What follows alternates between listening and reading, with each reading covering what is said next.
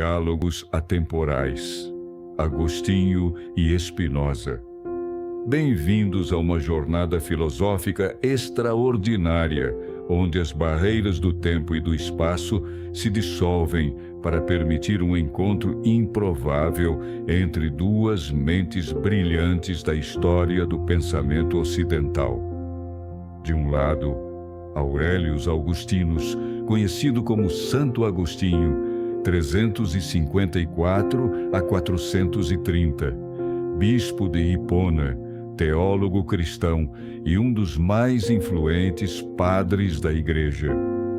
De outro, Baruch Spinoza, 1632 a 1677, filósofo holandês de origem judaica sefardita, excomungado de sua comunidade por suas ideias revolucionárias. Nestes diálogos, acompanharemos 10 encontros imaginários entre estes gigantes do pensamento que, apesar de separados por mais de 1000 anos, compartilham uma busca incansável pela verdade e pelo entendimento da existência humana. Cada capítulo nos transportará para cenários significativos na vida destes pensadores, enquanto eles debatem temas fundamentais que continuam a ecoar em nossas reflexões contemporâneas. Prepare-se para testemunhar o encontro entre a fé ardente e a razão metódica, entre o teísmo cristão e o panteísmo racionalista, entre a cidade de Deus e a natureza divina. Uma conversa que nunca aconteceu, mas que sempre foi possível no reino eterno das ideias. Capítulo 1. A natureza de Deus. Jardins da Basílica de Hipona, norte da África, 426 depois de Cristo. O sol africano iluminava os jardins da Basílica de Hipona, enquanto Agostinho caminhava pensativo entre as oliveiras. De repente, notou uma figura inesperada sentada à sombra, polindo cuidadosamente uma lente. Quem és tu, estrangeiro, que apareces em meus jardins com vestes tão peculiares? Indagou o bispo. Sou Baruch Spinoza, de Amsterdã. Embora isso pouco te diga, já que venho de um tempo muito posterior ao teu. Permita-me dizer que teus escritos atravessaram séculos e chegaram até mim, venerável Agostinho. Respondeu o filósofo, guardando sua lente. Deus opera de formas misteriosas, permitindo esse encontro improvável. Diz-me, Baruch, em teu tempo, como os homens compreendem a natureza de Deus? Perguntou Agostinho, sentando-se ao lado do visitante. Spinoza sorriu suavemente. Receio que minhas ideias sobre Deus tenham causado grande controvérsia em meu tempo. Para mim, Deus não é um ser transcendente que criou o mundo e depois o observa de fora, como ensinam as religiões. Deus e a natureza são um só Deus sive natura. Tudo o que existe é uma expressão de Deus, manifestações de seus infinitos atributos. Agostinho franziu o senho. Isso soa como heresia aos meus ouvidos. Deus é o Criador Supremo, distinto de sua criação. Ele é o ser perfeito que existe por si mesmo, enquanto tudo mais existe por ele. Como podes confundir o Criador com a criatura? Não confundo, caro Agostinho. Respondeu Spinoza calmamente. Apenas não vejo necessidade dessa separação. O que chamamos de criação, eu vejo como expressão necessária da natureza divina. Deus não age por escolha arbitrária ou por finalidade, mas pela necessidade de sua própria natureza. Como um triângulo tem a soma de seus ângulos igual a 2 retos. Agostinho levantou-se, visivelmente perturbado. Mas isso remove o propósito divino da criação.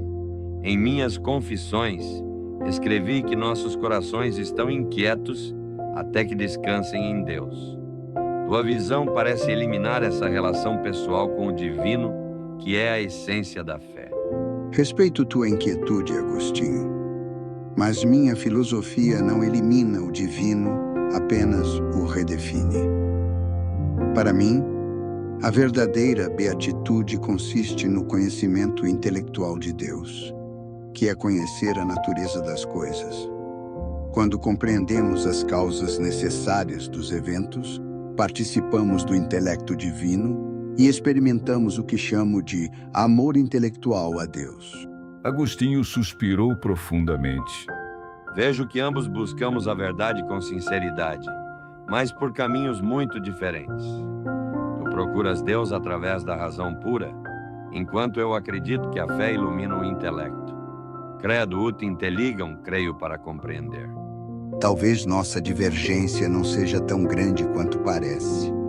Ambos buscamos superar as paixões que escravizam a alma humana.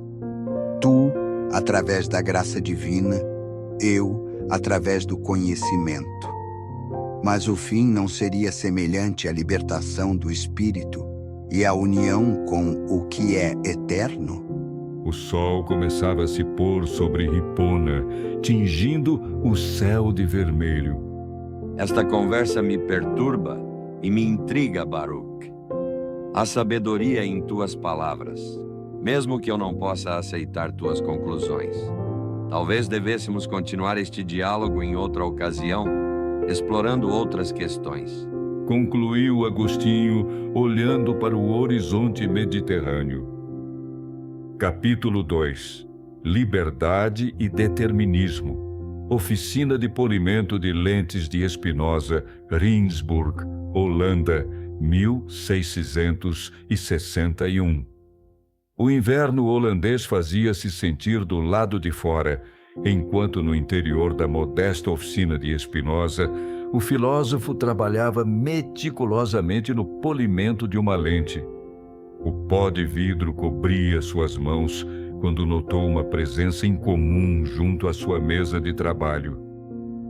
Augustinos, como é possível encontrá-lo aqui tão longe de sua Hipona e de seu tempo? As vias do Senhor são insondáveis, Baruch. Parece que nosso diálogo está destinado a continuar.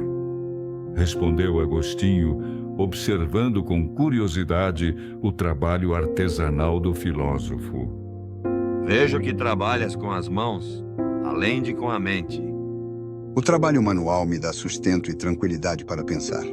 Como sabes, recusei posições acadêmicas para manter minha independência de pensamento. Prefiro a modesta vida de artesão à subserviência intelectual.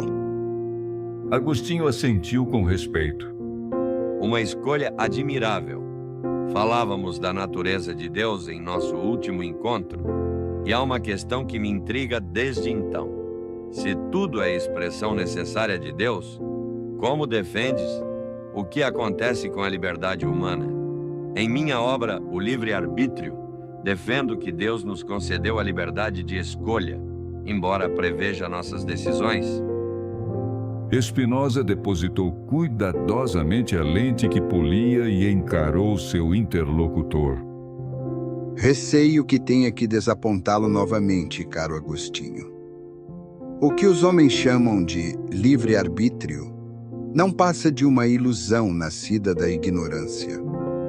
Acreditamos ser livres apenas porque desconhecemos as causas que determinam nossas ações. Na verdade, cada pensamento, cada desejo e cada ato são determinados por uma cadeia infinita de causas anteriores. Mas isso não reduz o homem a um mero autômato? Não contradiz nossa experiência mais íntima de deliberação e escolha? Se não há liberdade, como pode haver responsabilidade moral, pecado ou virtude? A liberdade verdadeira não consiste em escolhas arbitrárias, mas no conhecimento das necessidades que nos determinam. Um homem é tanto mais livre quanto mais age de acordo com sua própria natureza e compreende as causas de suas ações. Em minha ética, demonstro que a verdadeira liberdade é autodeterminação racional, não ausência de causas. Agostinho caminhou até a pequena janela, observando a neve que caía lentamente. Tua visão é coerente, mas me parece fria como esta neve. Em minha jornada espiritual, narrada nas Confissões, experimentei o peso do pecado e a alegria da conversão. Como explicar essas experiências sem a realidade da escolha? Não nego tuas experiências, Agostinho. Apenas as interpreto diferentemente. O que chamas de pecado pode ser entendido como uma ação baseada em ideias inadequadas, que diminui nossa potência de agir. A conversão seria a passagem para um conhecimento mais adequado que aumenta nossa potência. A alegria que sentiste foi real, é o afeto que acompanha o aumento de nossa potência de existir. Agostinho refletiu por um momento. Interessante, mas ainda há algo que me incomoda em tua filosofia. Se tudo é determinado, se Deus age por necessidade e não por escolha, qual o sentido da oração? De que serve pedir a Deus se ele não pode agir diferentemente do que sua natureza determina? A oração, na minha concepção, não pode mudar Deus ou o curso dos eventos, mas pode transformar quem ora. Quando contemplamos o universo subespécie a eternitatis, sob a perspectiva da eternidade, e compreendemos nossa posição na ordem natural, isso já é uma forma de oração, não para mudar o mundo, mas para elevar nossa mente à compreensão da necessidade divina. O crepúsculo chegava e a oficina mergulhava em sombras. Agostinho suspirou. Continuamos a discordar, mas começo a entender melhor teu pensamento. Talvez em outro encontro possamos discutir a natureza do bem e do mal, pois suspeito que também aí teremos visões distintas. Capítulo 3. O bem e o mal. Ruínas de Cartago, norte da África, 397, depois de Cristo. O vento quente do deserto soprava entre as colunas caídas da antiga Cartago, onde Agostinho havia estudado e ensinado retórica em sua juventude. Caminhando entre os fragmentos de um império decadente, o bispo refletia sobre a transitoriedade das glórias terrenas quando avistou uma figura familiar sentada sobre um capitel tombado. Baruch, encontramo-nos novamente, desta vez em um lugar que testemunhou tanto meus pecados de juventude quanto minha posterior conversão. Disse Agostinho, aproximando-se de Spinoza. Este lugar parece carregar muita história e muitas memórias para ti. Respondeu o Spinoza, observando as ruínas ao redor. Cartago foi também o cenário de tua luta contra o maniqueísmo, não? A doutrina que divide o universo entre as forças do bem e do mal em eterna batalha. Agostinho assentiu, impressionado com o conhecimento de seu interlocutor. De fato, fui maniqueu por 9 anos antes de encontrar a verdadeira fé. Uma das questões que me atormentava era a origem do mal. Se Deus é perfeito e tudo criou, de onde vem o mal que vemos no mundo? E qual foi tua resposta a este dilema? Indagou Spinoza, genuinamente interessado. Cheguei à conclusão de que o mal não tem existência positiva. O mal é uma privação, uma ausência de bem, assim como a escuridão é a ausência de luz. Deus criou tudo bom, mas sendo as criaturas feitas do nada, podem se afastar do bem e cair nesse nada, que é o mal. O mal moral surge quando a vontade livre se desvia de Deus, o bem supremo, para bens inferiores. Spinoza sorriu, reconhecendo elementos de sua própria filosofia. Há pontos de contato entre nossas visões, mais do que poderias imaginar. Em minha ética, também rejeito a realidade objetiva do mal. Para mim, bem e mal não são qualidades absolutas nas coisas, mas termos relativos que usamos para designar o que é útil ou prejudicial à nossa natureza. Explica-me melhor esse ponto. Pediu Agostinho, sentando-se ao lado do filósofo moderno. Na natureza em si, nada é bom ou mal, perfeito ou imperfeito. Estas são apenas maneiras humanas de avaliar as coisas, comparando-as com modelos que criamos em nossa mente. Chamamos bom ao que aumenta nossa potência de agir, nossa capacidade de perseverar no ser. Chamamos mal ao que a diminui. Mas da perspectiva da totalidade da natureza ou Deus, tudo simplesmente é como deve ser, seguindo a necessidade eterna. Agostinho franziu o senho. Isso não faz de Deus o autor do que chamamos mal? Em tua visão, o assassinato, a tortura, a violência contra inocentes, tudo isso seria apenas parte da expressão necessária da natureza divina? Compreendo tua preocupação, mas lembra-te que em minha filosofia, Deus não age com intenção ou finalidade. Os eventos que julgamos maus são apenas elos necessários na cadeia infinita de causas e efeitos. Nosso horror diante deles reflete nossa perspectiva limitada, não um julgamento objetivo sobre a realidade. Agostinho levantou-se inquieto. Mas isso não elimina a indignação moral que sentimos e devemos sentir diante das injustiças? Em minha cidade de Deus, defendo que há uma ordem moral objetiva, baseada na lei eterna de Deus, que deve guiar as sociedades humanas. Não elimino a indignação moral, apenas a explico de outra forma. Nossa aversão ao que chamamos mal é natural e necessária, pois reflete o que realmente diminui nossa potência de vida. Minha filosofia não nos impede de lutar contra o que nos prejudica, apenas nos ajuda a compreender que essa luta é parte da necessidade natural, não uma cruzada contra forças malignas independentes. O sol começava a se pôr sobre as ruínas, banhando-as com uma luz dourada. Agostinho contemplou o horizonte. Percebo que ambos rejeitamos a visão maniqueísta de um mal substantivo, mas por caminhos diferentes.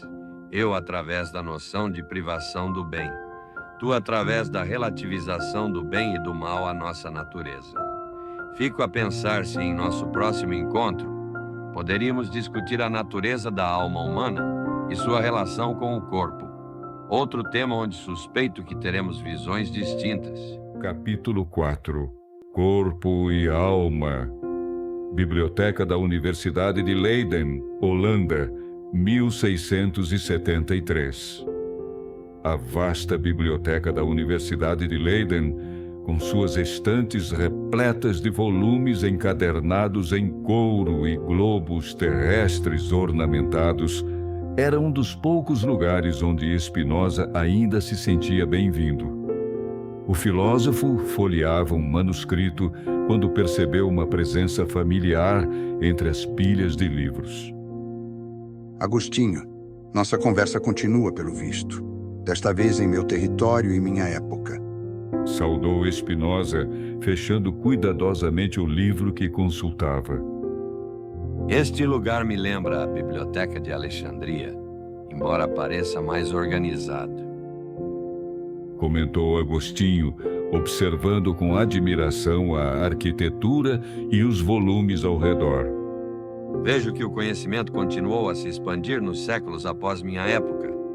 Sim, particularmente nas ciências naturais e na matemática. Os trabalhos de Galileu, Descartes e agora Newton estão transformando nossa compreensão do universo material. Falando nisso, lembro que ao final de nosso último encontro, mencionaste o desejo de discutir a relação entre corpo e alma. Agostinho assentiu, puxando uma cadeira.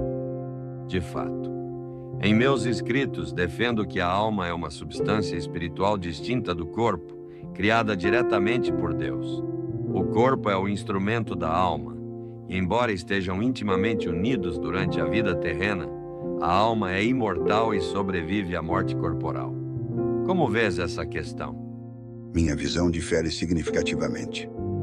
Começou Spinoza, escolhendo cuidadosamente suas palavras.